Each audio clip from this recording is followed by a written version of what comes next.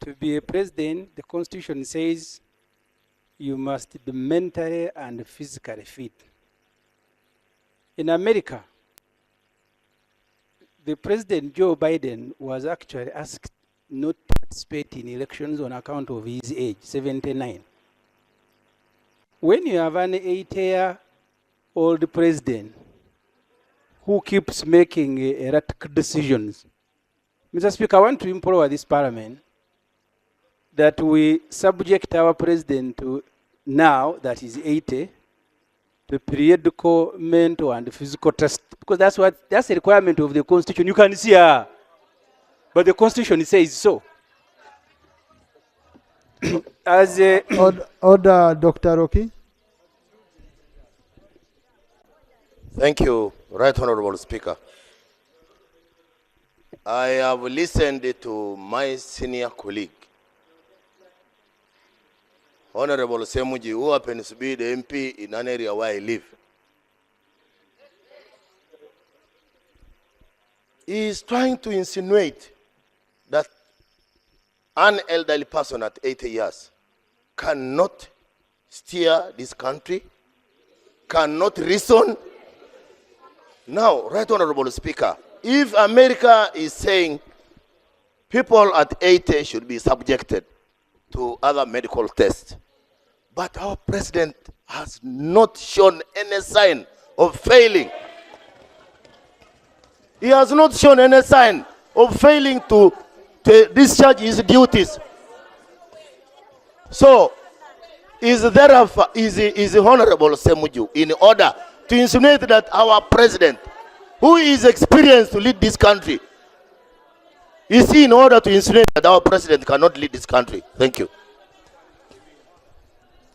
Mr. Speaker, I am saying this in good faith because the makers of this Constitution had actually put an article that at 75 you can't be a president. I was not in the CA. And the president himself, you know, before he came here, I was a journalist. When we interviewed him, he said at 75 you are tired. Someone who doesn't even remember that there is no governor for the central bank. We need, and I'm just doing this in good faith, even for his health.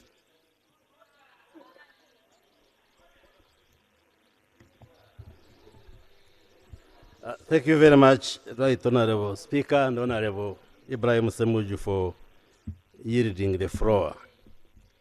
From a medical standpoint, we have two types of aging.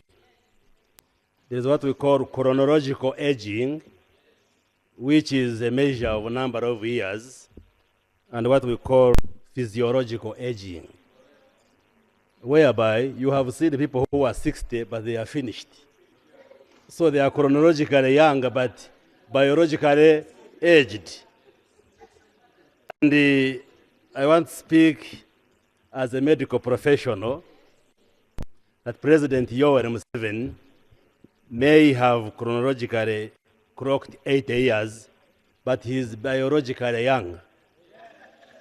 And yes, and the spirit and letter of the Constitution is that it is the voters, if he presents himself or any other aged person, it is up to the voters to assess whether you are energetic to lead them or not. Indeed, I know the Honorable Semuju is a Muslim, but I just want to quote from the Christian Bible. If you read in the book of Job, chapter 12, verse 12, it says, wisdom belongs to the aged, and understanding to the old. That's what the Bible says. So there is no problem with the age of President Yoweri Museveni. In any case, physiologically is very sound and able to lead. And indeed, there are many leaders who are above 80 in many countries. We can give you many examples. So, don't be worried. Do not be worried. If he offers himself, it is up to the voters. That's what the Constitution of Uganda says. So, Honorable Semuju, to conclude. I want us to conclude. I want to thank the Minister for information. He actually only confirms that we need to do a test. That was his submission, to establish whether chronologically or... So we need to do a test. But Mr. Speaker, I am saying this, I want to repeat in good faith. You know, when presidents age, you saw what happened to Zimbabwe. Even family members begin taking national decisions. You saw Grace Mugabe. Procedure. These days you have seen the president, his son. Honorable Semuju, procedure. Thank you, Right Honourable Speaker. I'm raising under Rule 79. A member has been advised and even a quotation has been read to him from the Holy Book. But he has continuously engaged us and derailed us in repetitions. Okay? Which are actually not adding any value, Right Honourable Speaker and colleagues. Through you, Right Honourable Speaker, under this rule, I would like to move that the member no longer be heard. Thank you.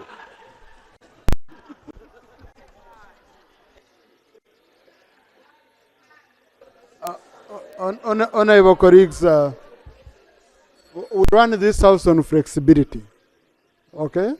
But let us not also overstretch that flexibility. Honorable, conclude. You are concluding. Conclude. Conclude. Thank you, Mr. Speaker. I have never seen young people who want to be read by old people. And they take pride in it. But now, Honorable, I told you to conclude,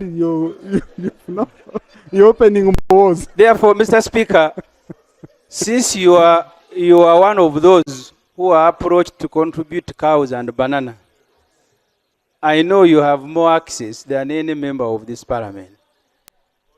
Kindly, on our behalf, make an amendment to do a simple thing. Just test if the president is mentally and physically okay. Thank you for your wonderful and very wonderful communication today, which includes the birth of President Yoweri Museveni, the birthday of President Yoweri Museveni. Mr. Speaker, together with the people of Busia, we join the rest of the country. And two, I want to appreciate all the statements that were made on that day. Although my friend Honorable Krumira is not agreeing that it is very worthy to celebrate the life of a president, moreover a honest president. We have President Arap Moi who died without us knowing his age. But he's a president who declared that he's 80 years. And Mr. Speaker, at the same time, in Busia culture, and we have a proverb saying that if you steal in the basket of an old man is a curse. When Honorable Chirumira was complaining, I remembered the words of our president when he said that at the age of 75, these people of Nupu Solo, his 1 million votes. I don't know what really Kudelopu is thinking. Because if you steal from an old man of 75 years, you cannot wish him a good birthday. But as a country, we must agree that President Museveni is a gift to this country because of the stability and the peace he has brought in this country. And I think, and the development majorly, with what I've witnessed in Busia municipality, I believe he is still strong enough because we have seen younger people, although they have grown in the cities, in the ghettos, doing more mistakes than the elder. Thank you, Mr. Honorable Rabshija.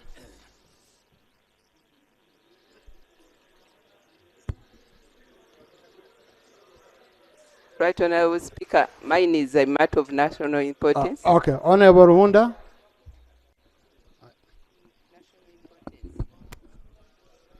Thank you, Right Honorable Speaker. I would advise all the younger and middle-aged MPs to learn from President Museveni. How can you live up to 80 years and you are still fit? I think he's a role model for us to learn from. Right Honorable Speaker, I was very disturbed when we lost our two generals. Now, honorable colleagues, I think when this parliament sat down and resolved, whether you agreed with the resolution or not, but you resolved that you don't want to limit the age of anyone leading this country. You knew even people of 100 years will present themselves as president. You know, we are the ones who resolved it, so we can't run away from it. Yeah, so President Museveni, we are the ones who allowed him. Let Ugandans either accept or reject him. We leave it. I think the best test for him to know whether he's very okay will be done by Ugandans. Parliament, we don't have any power to do a test on an individual. Yes, Honorable Macho. Mr. Speaker, I want to thank God. Mr. Speaker, I want to thank God.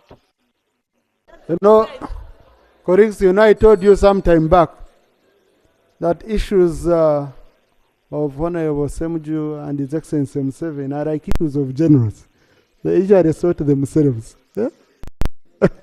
But Honorable Semju has referred to the Constitution.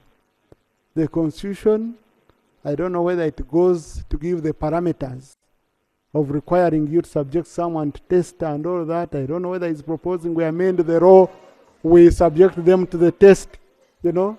But the man is doing very well.